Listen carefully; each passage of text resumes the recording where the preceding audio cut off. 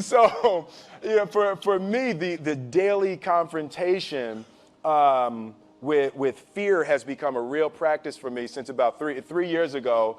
I went skydiving in Dubai, right? And skydiving is a really interesting confront with fear, right?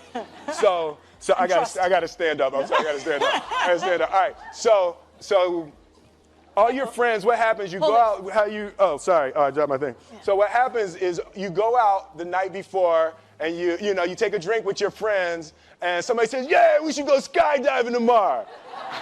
And you go, "Yeah, we'll go skydiving tomorrow." "Yeah, yeah." And you go, "Yeah." And everybody goes, "Yeah." Right?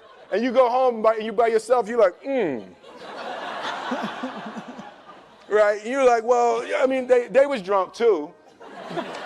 Right? So maybe they not, maybe, I mean, we don't have to go. We don't have to do it.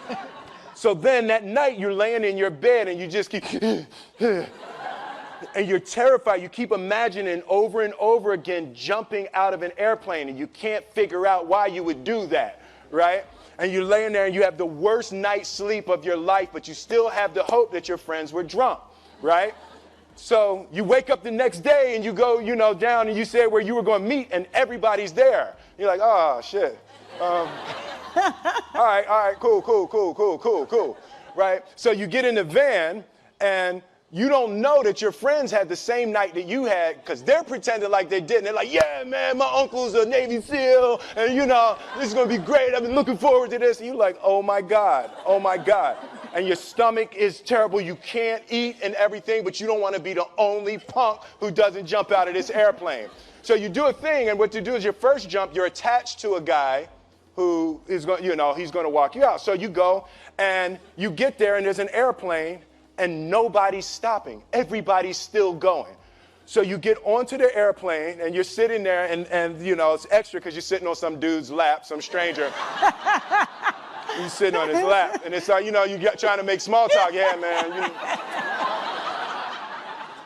So you be jumping with people all the time, huh? So everything's normal. So you fly, and you go up to 14,000 feet, and you notice there's a light. It's red, and it's yellow and green, right? So right now the light's red. So then you start thinking at some point the light's going to go green, but you don't know what's going to happen, right? And you wait, and it goes yellow, and the light goes green, and somebody opens the door, and in that moment, you realize you've never been in a freaking airplane with the door open. Terror, right? So you go, and then, if you were smart, you sat in the back, so you don't go first, right? And then people start going out of the airplane, and you go, and the guy walks you up to the end of the thing, and you're standing and your toes are on the edge and you're looking out down to death. And they say, on 3. And they say, 1, 2. And he pushes you on 2 because people grab on 3, right? Right? And you go, and you fall out of the airplane, and in 1 second, you realize that it's the most blissful experience of your life. You're flying, right? It doesn't feel like falling, right? It's like you actually are kind of held a little bit by the wind, and then you start falling, and there's zero fear. You realize that the point of maximum danger is the point of minimum fear. It's bliss. It's bliss, and you're flying, right? And you're doing that, and then 20 seconds, 25 seconds, 40 seconds, and you have enough time to just kind of be like, oh, shit, that's that building. I saw like that one. Oh, you can see the ocean. Right? You start doing all of that, and the lesson for me was, why were you scared in your bed the night before? What do you need that fear for?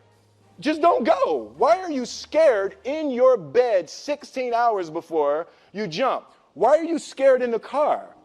Why could you not enjoy breakfast? What did you need that? The fear is Fear of what? You're nowhere even near the airplane. Everything up to the stepping out, there's actually no reason to be scared. It only just ruins your day. You don't have to jump. And then in that moment, all of a sudden, where you should be terrified is the most blissful experience of your life. And God placed the best things in life on the other side of terror. On the other side of your maximum fear are all of the best things in life.